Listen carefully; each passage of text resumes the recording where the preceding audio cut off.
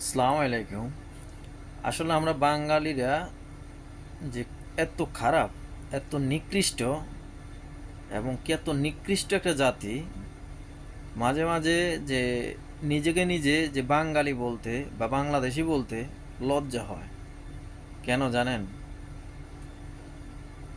বাঙালি আমরা বাংলাদেশিরা আমাদের বাংলাদেশে তো চাঁদাবাজি করে, দুর্নীতি করে এবং কি আপনার যত রকম খারাপ কাজ আছে করে। প্রবাসের মাটি তো আইসা এগুলা করে।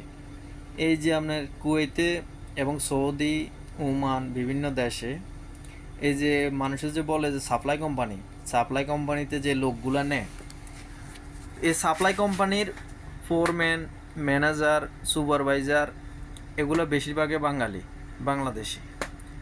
কিন্তু এরা এত পরিমাণ মানুষের উপর জুলুম করে, এরা এত পরিমাণ চাঁদাবাজি করে এই বিদেশের মাটি তো, মানে আপনি না দেখলে বিশ্বাস করবেন না।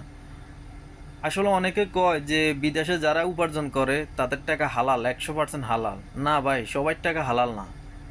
শতকরা 80% প্রবাসীদের টাকাটা হালাল, আর 20% এগুলো হারাম পথে ইনকাম করে। আর এখন বর্তমানে মনে করেন 20% না, শতকরা 50% প্রবাসীরা হালাল পথে ইনকাম কম করে, হারাম পথে ইনকামটা বেশি করে।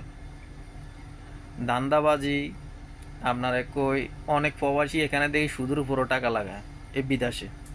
ওই যে আপনার পাসপোর্ট রাইগা সুদের উপরে টাকা লাগায়। এরপরে আপনার অনেক অনেক প্রবাসী আপনার ওই যে চাঁদাবাজি করে। তো টাকাটা হালাল হলেও কীভাবে? বর্তমানে কেউ বুকে হাত দিয়ে বলতে পারবে না প্রবাসীদের টাকাটা হালাল। 50-50, 50% প্রবাসী হালাল উপার্জন করে আর 50% হারাম উপার্জন করে। কথাটা কেন বলছি? আমি এই পর্যন্ত 3-4টে অভিযোগ পাইছি। ডিউটি করে বলো দিয়ে ডিউটি, বেতন 70 টাকা। তো 70 টাকা বেতন বলো দিয়ে ডিউটি করে, কিন্তু হেগো ফোরম্যান রে আপনার হেরা যে ওই যে মনে করেন আরবিয়ানরা যে এগোরে 1 টাকা 2 টাকা করে দেয়, ওইখান থেকে আবার ফোরম্যান রে প্রতি মাসে মাসে 15 টাকা 20 টাকা করে দিতে হয়। আর যদি ফোরম্যান রে বা সুপারভাইজার রে প্রতি মাসে চাঁদা না দেয়, তাহলে ডিউটি এখান থেকে নি ওইখানে দিব, ওইখান থেকে নি ওইখানে দিব, মরুভূমিতে নি পালাইব, মানে টাকা দিতে হইব। এরপরে যারা কোম্পানিতে ডিউটি করে, একটা লোক দেশে যাইতে হইলে মানে ছুটি পাস করাইতে হইলে সুপারভাইজারের টাকা দিতে হয়, ফোরম্যানের টাকা দিতে হয়, ম্যানেজারের টাকা দিতে হয়, তারপরে তার ছুটি পাস হয়। আবার ছুটির থেকে দেশের থেকে আবার ফিরে আসলে কাজে জয়েন দিতে হইলে এরে আবার 1 মাস 15 দিন বসায় রাখবো। কেন? আবার সুপারভাইজারের টাকা দিতে হইব, ফোরম্যানের টাকা দিতে হইব, ম্যানেজারের টাকা দিতে হইব, তারপরে এর কাজে লাগাইব। কথা কি কিছু বুঝছেন? কিন্তু লোকটা বেতন পায় 70 টাকা, 80 টাকা, 90 টাকা। তো এই যে লোকগুলা যে 8-10 ঘন্টা ডিউটি কইরা মাসে 70, 80, 90 টাকা বেতন পায়, 2-1 টাকা বকশিস পায়, তোরা যে এই যে মাসে 20 টাকা 25 টাকা করি এদের থেকে চান্দা উঠাস, এটা কি হালাল? এটা কি হালাল না হারাম? আপনাদের কাছে প্রশ্ন রইল।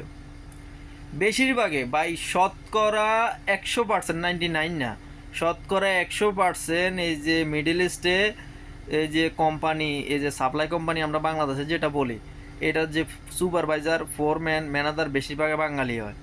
শতকরা 100% এরা ঘুষ খায়, চাঁদাবাজি করে। প্রতিটা যে যে লোকগুলো মাঠে কাজ করে, প্রতিটা লোক এদেরকে মাসে 20 টাকা, 15 টাকা, 25 টাকা এইভাবে দেওয়া লাগে। আর যদি না দেয় তাহলে ওর কপালে দুঃখ আছে, ডাইরেক্ট বলে, মানে দেয় লাগবো। তো এটা কি চাঁদাবাজি না? এটা কি ঘুষ না? এই যে এক ভদ্রলোক এই যে আপনার বল দিয়ে ডিউটি করে বাড়িতে গেছে, বাড়ির থেকে 3 মাস থেকে আসছে, আসার পরে 1 মাস বসা ছিল, কাজে দেয় না, ভালো কাজে দেয় না। পরে হে কার থেকে 50 টাকা হাওড়া লই ফোরম্যানডে দিছে, ঘুষ মানে চাঁদা দিছে। আর পরের দিন থেকে এনি ডিউটিতে লাগাইছে। তো এটা কি হালাল? এটা হারাম না?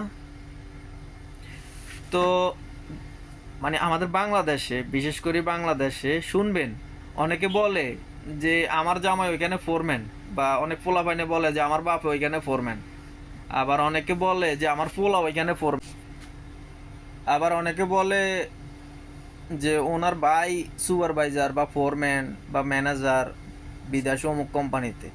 তাইলে বুঝে সহজ বাংলা কথা বুঝে নিবেন ওদের টাকাটা হারাম, এবং কি ওরা হারাম পথে ইনকাম করে। আর ওদের বাড়িতে ছেলে সন্তান স্ত্রী, এই যে এদের যে শরীরে যে রক্ত মাংস যা আছে পুরাটাই মনে করবেন হারাম, হালাল না। একেবারে সংক্ষেপে কইতেছি, প্রবাসে মানে আমরা বাংলাদেশে থাকলে আত্মীয় স্বজন আলাপ করে যে আমার ভাই ফোরম্যান ওইখানে ওই কোম্পানির, বা আমার ওই আমার অমুকে ওই কোম্পানির ম্যানেজার, বা আমার অমুকে ওই কোম্পানির সুপারভাইজার। যখন এই কথা বলবে তখনও বুঝে নেবেন যে এদের মানে রক্ত মাংস শরীরে যা আছে পুরোটা হারামের টাকা, ঘুষের টাকা, এবং কি এরা চলে পুরো হারামের উপরে। কেননা বিদেশে যারা কোম্পানিতে ফোরম্যান ম্যানেজার সুপারভাইজারি করে, এদের টাকা হালাল না, হালাল না, হালাল না, পুরাটাই হারাম। মানুষের গলায় পাড়া দিয়া এরা টাকা ইনকাম করে, মানুষের রক্ত শুইসা এরা টাকা ইনকাম করে। এই মরুভূমিতে আপনার তাপমাত্রা উঠে যায় 60 ডিগ্রি, এই তাপমাত্রার ভিতরে মানুষ এই মরুভূমিতে রাস্তা রাস্তায় ময়লা টোগায় এগুলা নিয়ে এই কাজ করে। ওইখান থেকে এরা চাঁদাবাজি করে মাসে 20 টাকা করে। তাহলে বুঝেন মানুষের রক্ত গামানো টাকা, এটা কি হালাল? তাইলে বুঝেন, এই কারণে বলছি যে মাঝে মাঝে যে বাঙালি আমরা যে বাংলাদেশি এটা বলতে লজ্জা লাগে। এরা তো দেশেও চাঁদাবাজি করে, বিদেশে আসলেও চাঁদাবাজি করে। এই চাঁদাবাজগুলো যদি দুনিয়ার থেকে বিলুপ্ত হইতো, আল্লাহ আলম মনে কত শান্তিতে না মানুষ থাকতো।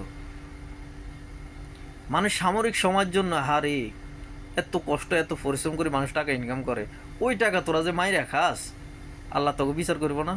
একদিন না একদিন ইনশাল্লাহ অবশ্যই করবো।